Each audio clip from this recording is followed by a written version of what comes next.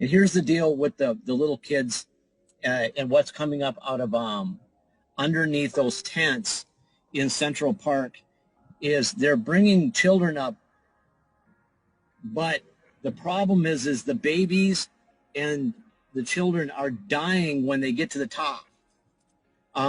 It has something to do with oxygen, and they're not all dying, but a lot of them are dying, and so it's really hard.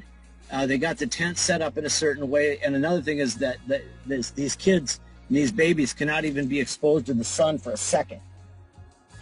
They're just dying. It's killing them because they've lived underground in this thing, in the pitch dark down there. And so what I'm told is they're trying to actually get the ventilators down to the children down there, but then there's a problem with electricity because I guess electricity that's a problem, trying to hook all these ventilators. Because they have to almost like start working on the children before they even bring them up. We're looking to produce over 200,000 ventilators by the end of the year. We've sent many ventilators to Latin America. We've sent many ventilators to different countries in Europe, Africa, and all over the world. We're making thousands of ventilators now a month. We started off with essentially very little, and we've become a ventilator manufacturer, so to speak, and we're helping a lot of countries. We've sent them to France. We've sent them to Italy, a lot to Italy. We've sent them to Mexico. We've sent them to Russia. Moscow's having a tremendous problem. And we've sent them to a lot of different countries, many. And we have a full supply in our country. The amazing thing is we started with very few, and not one person that needed a ventilator did not get a ventilator. So that's a pretty amazing statistic. There's more tunnels. First of all, there's tunnels being, the U.S. military is going into these tunnels and bunkers all over the country. So just watch the earthquakes. Where you see there's earthquakes, those aren't really earthquakes. They're blowing those domes up. There's more tunnels than is being reported. There's more. The Pentagon Pedophile Task Force, for one, we've located more. There's more.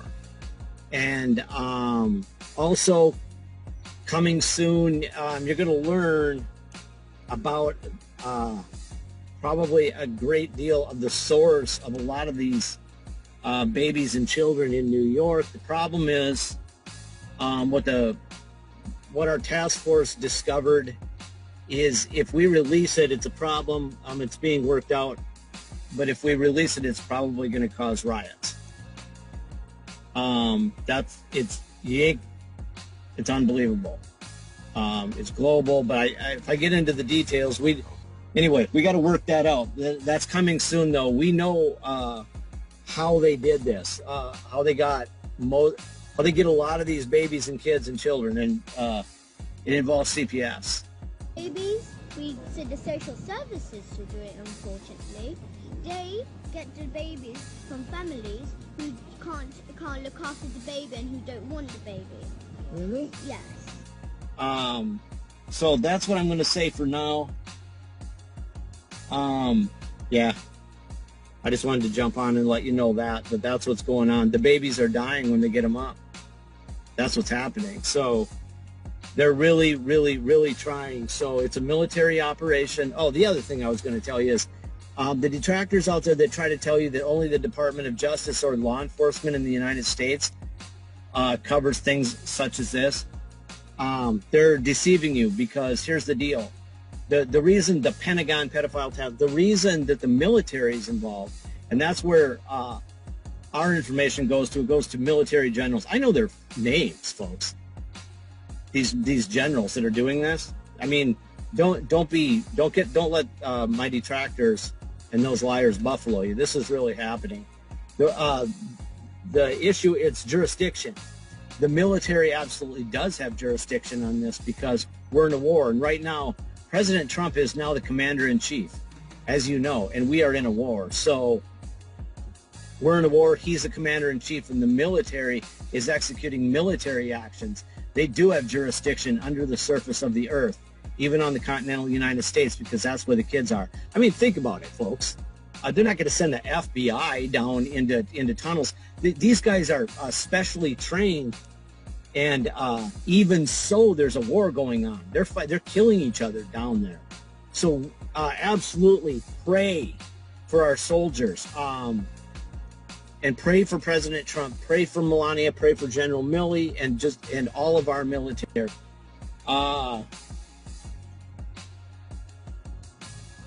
think I'll probably leave it at that so I don't lose this internet connection. And pray for the babies.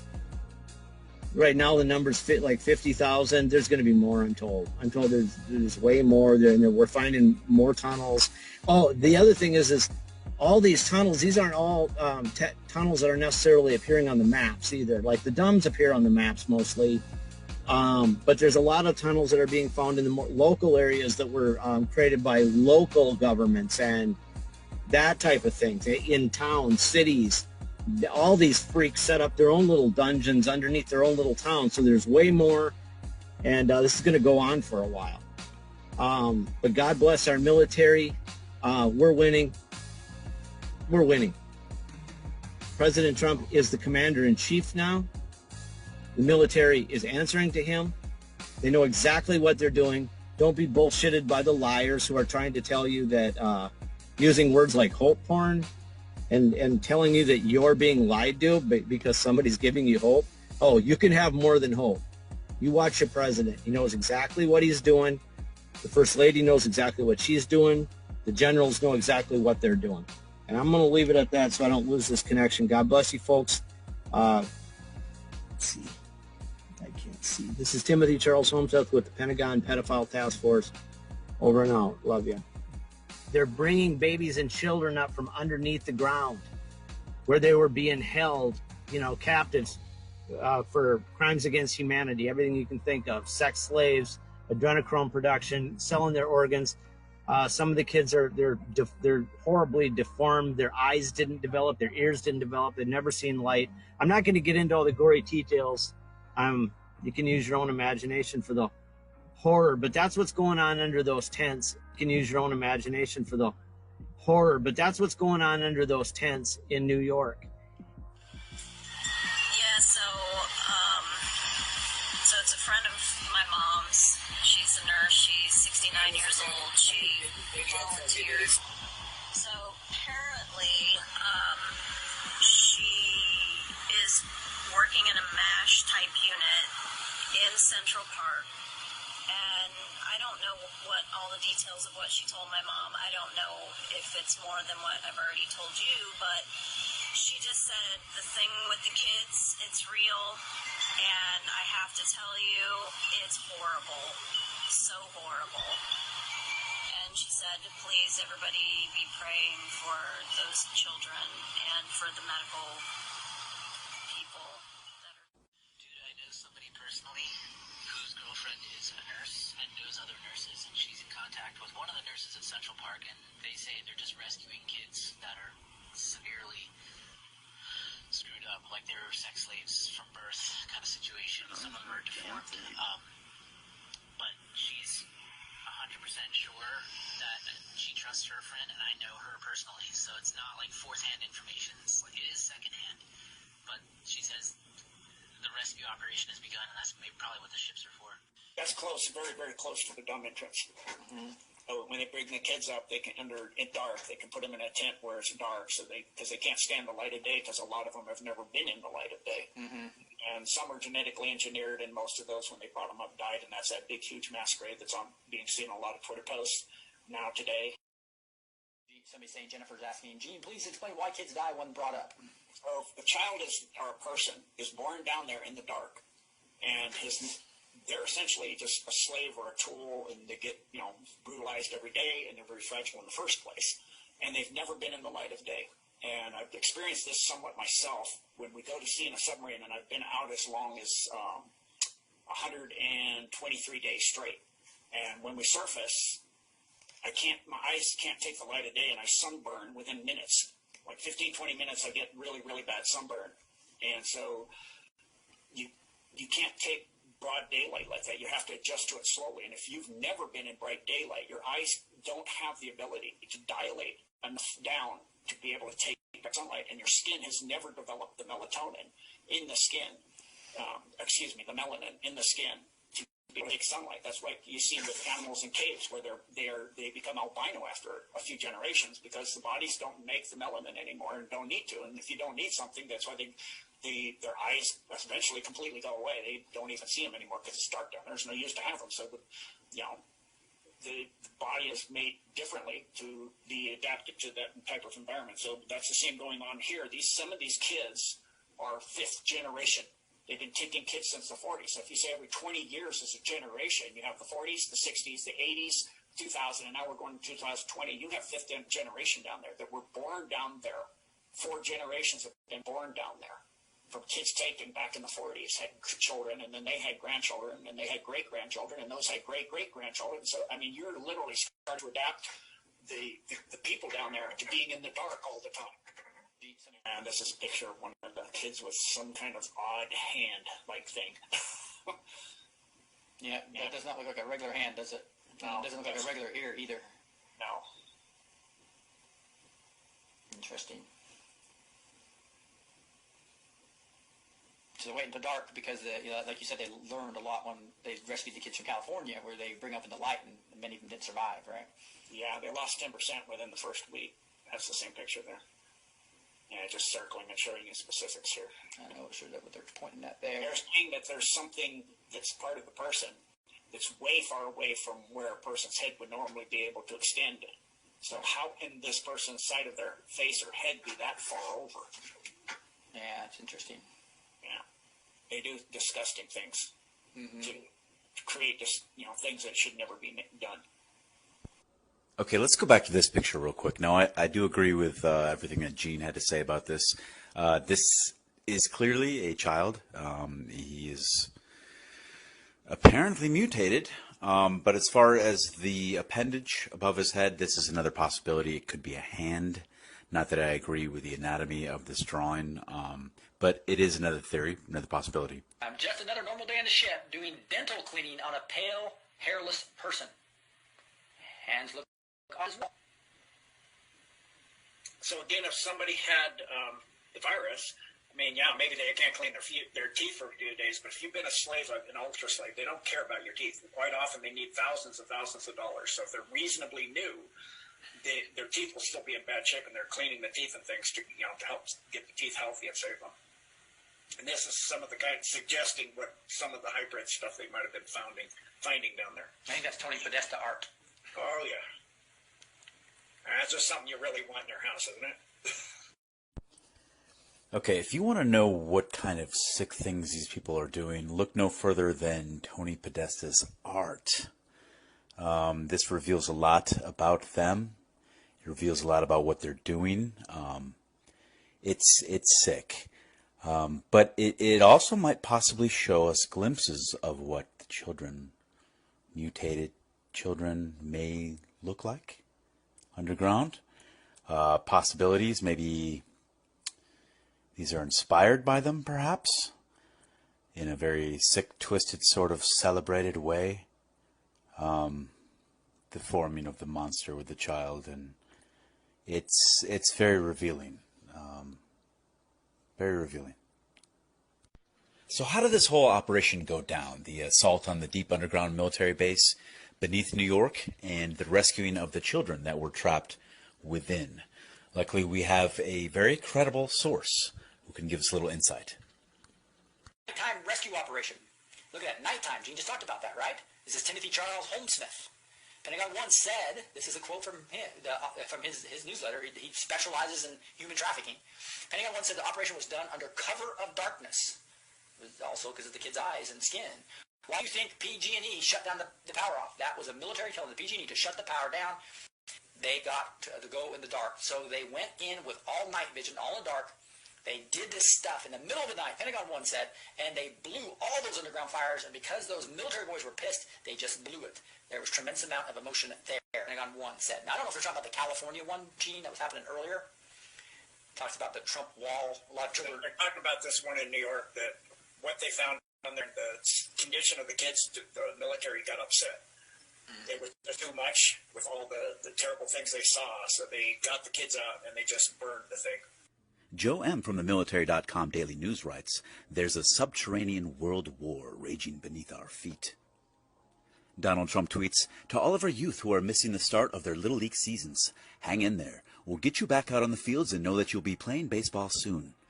But if you separate a couple of the sentences there, very easily it says, "To all of our youth who are missing, hang in there. We will get you back out." Coding? Maybe. Here's a worker going into one of the tents in Central Park. The worker is carrying what appears to be a box of Pampers. Lisa Schoonrad writes, "Yes, great minds. These are not hospital beds. These are victim rooms. Thousands are being freed from trauma right now." Here's a little closer look at what she's talking about. The victim room. And here are some more victim rooms. Here's another picture of the operation in Central Park. And here we have a picture with several interesting details. One, you'll notice the nurse has Bible verses taped to her back. And on the cot to her left, you'll see what appears to be a very small hand. Now, you'll also see on a desk to her right what appears to be a sippy cup. Here's a picture of what appears to be a very malnourished leg. Richard Cordona writes, "They're being pulled from the tunnels. There's a MASH hospital set up in Central Park, New York, screaming for body bags. They estimate they need 100,000. They estimate they will lose 4 to 6% of the victims they pulled out alive. Horrible torture and sexual abuse. Many were bred for this and have never seen the light of day. Some are deformed. All are malnourished. Many needed respirators because the air in the tunnels is stagnant. Officers who've been in the tunnels are losing it. They're issued barf bags before they go in. Their bodies piled up." I don't know how true this is, but one guy said some of the bodies had tiny bites taken out of them. They're speculating that the live, starving children were eating off the dead.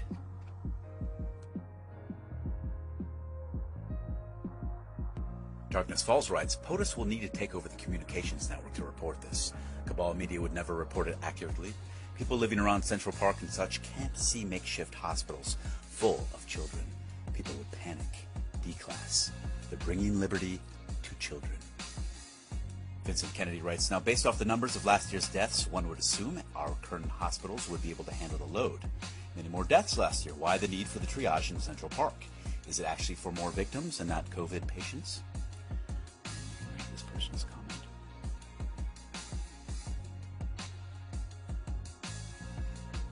Okay, take a look at the posturing of this nurse or doctor. This person writes, "Do doctors bend down when speaking to an adult? Do doctors serve adults cereal with milk? Why is there a military serviceman sitting bedside? Have you noticed the faces of these nurses? Almost the same face I make when playing with my nephews or trying to cheer them up. These are kids. If you need to see a photo of the kid's face, you're just weird and borderline pedo." I don't really agree with that, but that's their point of view. Now, not all these photos are from Central Park. Some of these are from other facilities, such as the Comfort and the Mercy. These are personnel, medical personnel, showing a training video about being safe during COVID-19. But if you look in the back at the whiteboard, you see a grid with classifications for children of different ages, I presume so that they can assign different medicines or treatments for them. Lion King writes, "Looks like we, armed forces, are removing children from tunnels in LA and New York. Human and child trafficking is going to be stopped. Starts today. Hospitals are empty to house children. Same with the ships on both coasts. Very, very tough 2 weeks. Pray." Brandon writes, "Just talked to a buddy. He's an ICU nurse in one of our city hospitals. He told me they're mandating nurses off due to low census. He says this has been the case for weeks. I don't know what the hell's going on here. What are they saying about a virus?" And meanwhile, you've got people doing this. Okay, I'm really looking for stuff that's as recent as possible on this. This is from the New York Times just a few days ago. Treating coronavirus in a Central Park hot zone. It basically goes over, what they see. They see rubber boots on the outside. They see going in and out, protective gear. It's talking about the organization that's running it. The clinical staff, more than 6 emergency response volunteers drawn from the organization's nationwide roster, work 12-hour shifts. The infection control protocols they rigorously enforce are different and appear stricter than those being used to treat coronavirus patients in American hospitals. Where protective equipment has run short, health workers are not always trained to use it, and many have contracted the coronavirus, with some dying. Thus far, Samaritan's Purse leaders said, none of its workers have fallen ill at the New York Field Hospital or at a similar one in Italy. So yeah, this is another thing worth noting here. The facility in Central Park is actually very close to the Mount Sinai Hospital, within walking distance. So if they need to access Mount Sinai Hospital or the facilities there, it's within reach. So any overflow that's being sent to the hospital can get sent to the field hospital, etc. Work in tandem. Okay, this is another really interesting segment. It says, while the field hospital maintains a laboratory and pharmacy and is able to perform x-rays and provide intensive care, about 1/10 of its patients have had to be transferred to another facility for more specialized treatments. On Monday afternoon, one of the patients was being transferred out of the tents to an ICU at Mount Sinai. They can provide a higher level, so we're back and forth all the time, Dr. Tenpenny said. That higher level care includes extracorporeal membrane oxygenation, or ECMO, which uses a machine to oxygenate a patient's blood directly, temporarily replacing the function of the heart and the lungs.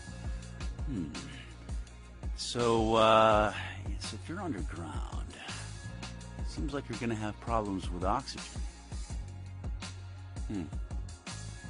This person writes, just took this screenshot from Fox News inside one of the new treatment rooms in New York, which many are saying could actually be the comfort rooms for child trauma victims. I didn't remember seeing these the other day. Why spend extra money on the cute one versus the plain Jane device if these rooms are for adults? Here's a little close-up. Here's the picture of the pallets of Crush Soda, Twix, M&Ms, and Starburst being loaded onto the hospital ship. Could be for the crew, but sure seems like items kids would like. But not just rescue children, but what about the children of the elite that get arrested? You can't send them to CPS, too much corruption still. Plus, they need treatment, either physical, psychological, or both. So, here's a close-up of the pallet itself. Full of all sorts of goodies. Seems like a little excessive? Maybe not. Many people do that. Or maybe it's nothing at all. Maybe this is just some care package that some nice company sent the workers on the ship. So what do we make of this? Are we really saving children from sex trafficking rings around the world and around America and under New York? I don't think the mainstream media is going to talk about this. I don't think you're going to hear about this anytime soon. I don't think news of this is going to come out, quite honestly. Maybe years from now, probably. But don't look to see physical evidence of it. Just, this is what you can do. We can seek truth out and not rely on the media, but we can rely on each other because we're all we got. In unpaved roads, there's Green Valley. Then under White Hat control is Hualapai Mountains east of the mountain range, 35 miles southeast of Kingman. That's out on the way out to Las Vegas from Flagstaff, Arizona. Then you have Rincon Mountain, north side of Rincon Mountain, and I'll just from now on, if it's under White Hat control, I'll say afterwards. Mount Lemmon, Page goes all the way under Hoover Dam and the reservoir. Safford, Santa Catalina Mountains, the Sedona, Arizona detainment camp located under the Enchantment Reservoir Resort in Boynton Canyon, and then under White Hat controlled the Wickiup complex, and that one was just found in the process of cleaning up some other things, and they took it out when they found it. Then there's the Yucca Mountains. You can actually see this as you drive on R40. If you're driving towards California, it's on your right, and it's easily you'll see four massive large power cables penetrating into the side of the mountain for that Yucca Mountain. There's a picture of the facility where you go in right there.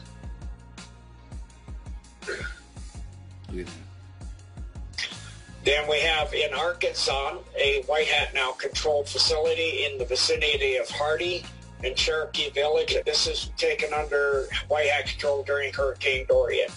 And then we have the Pine Bluff, 34 degrees, 13.4 north, 92 degrees, 1 minute west, and that's still under the Dark Cat site. In California, that was the article we saw at the beginning where that's where they started the takeover of all of the massive interconnected California system. 29 Palms Marine Base is now under White Hat control. It was identified in military airspace area as our area R2501, which means it's a no-fly zone. And that was southeast of Ludlow, California. Out through the Ridgecrest tunnels, they collapsed them as they came in. Then they did a series of 3 tactical nukes. The first blast was at 6.4, second one was at 7.1. And another one followed that at 6.1. And for those that understand earthquakes, your initial shock is the highest. Aftershocks aren't lower, so that's not natural. It's really obvious that was intentional. And then you can see the lake there about this, which completely made the China Lake base that was on the surface have to be completely rebuilt due to that large facility. And people freak out when I tell them this, but that was a Mark Ultra base, what they call a spark trap grid, where they have, a large nuclear blast that hollowed that out to come in and lay hundreds of layers of steel flooring with cages in them that they put children in. When the Special Forces, a large group of Special Forces came in, they rescued 35,927 children from this facility. It was one of the primary Mark Ultra development facilities on Earth. Mm-hmm. So thank God for our military, like Trump says and Q says, because that's a lot of children that, would have been, that were going through a horrendous situation. It's just, they're in these cages and lights and bells go off. They get electrocuted all the time and mistreated badly to, turn them into Mark Ultra slave bots. Then in Darwin, 4 miles west of Darwin City, there's a dam. Then we have Deep Springs that's now under White Hat control at 37 degrees, 22 minutes north, 117 degrees, 59.3 minutes west. That's then we have Fort Irwin, 35 degrees, 20 minutes north, 116 degrees, 8 minutes west. That was a detainment camp for renegade civilian ops after Hillary got in. They rounded up all of humanity into these detainment camps. That's what, every time you see that, that's what that means. Then under White Hat control, Edwards Air Force Base in the area where Diamond Creek and the South Fork of the Yuba meet. Then still under Black Hat control, George Air Force Base. Under White Hat control was Helendale. That was the Lockheed underground facility. That was technology and secret projects development base. Los Angeles is under White Hat control on Highway 14 towards Edwards Air Force Base after Palm Day. This was for technology, the Illuminati secret projects. This facility is near the Hachapai Mountains. It's reported that this goes 42 levels deep. Is heavily involved with electronics and high-tech aerospace research. Mount Shasta, and many people that live in that area know how you see all kinds of stuff there all the time. It's a massive base. It's for advanced space technology, genetic experiments, magnetic advances, space and beam weaponry. This is the deepest known facility. It's over 800 in California. It's over 800 miles deep. Kern River facility, the hollowed out mountain next to the hydroelectric facility at the Kern River project near Bakersfield, California. The Napa Valley facility is now under White Hat control. This is where they used to grab people that would go through the Napa Valley, do wine sampling. They'd sign up and they'd see if they have relatives or people that missed them. They'd grab them and take them underground here. This was located the primary entrance of the Oakville grade north of Napa. Tunnels also connect with the wineries all throughout all of Napa Valley. It's used for white slavery and mind control, as well as direct satellite communications, laser communications, and continuation of government site. In this case, we're talking continuation of the Illuminati government. In other words, the deep state. This was located on the Oakville Grade in Napa County, and it's a total of 87 acres, this Napa Valley facility. Norton Air Force Base is now under white hat control. Next base, Quincy, is at 39 degrees, 56.2 minutes north, 120 degrees, 56.5 west. Then near Palmdale, we have the Palmdale Boulevard. They call it Palmdale Base. It's the McDonnell Douglas facility called the Uano facility. And you can see it better with from the Three Sisters Hills area to the south of the facility. This base is involved in high-tech aerospace technology. Then the Presidio, which is the massive system that goes under, that I was talking about earlier, that goes under all of San Francisco and out under the harbor to Oakland. That was a FEMA DOD site for Region 9 of the regional office. This was neutralized with underground burnout, which caused fires to be seen all the way down to Porter Ranch. The San Bernardino base, which is now under white hat control, was at 34 degrees, 50 minutes north, 34 degrees, 16 minutes west. I got north there again, I don't know why. Was under the entire San Bernardino. We go to Colorado, my home. Alamosa. And I talked to somebody who was living out there, seeing all the black helicopters, all of this with the special forces. They cleaned that completely out. The Book Cliffs is still under dark hat control. The Boulder facility has been cleaned out. That's the headquarters for the EMC, and which is a type of electromagnetic mind control system that was going to be used once we were all highly integrated with all the nanofibers and nanotech and smart dust that are putting in our vaccinations, in our air, in our water. So they would use that as well as for their Mark Ultra slaves. And as well through your smartphones, all your smart devices that would make us all into little bots for them. This is genetic. This whole big, huge facility was for genetics and geology mining, as well as related to advancing technology for tunneling and underground construction. Under white hat control, that's part of the huge facility that went, as we'll see, from DIA, Colorado Springs, NORAD, Cheyenne Mountain.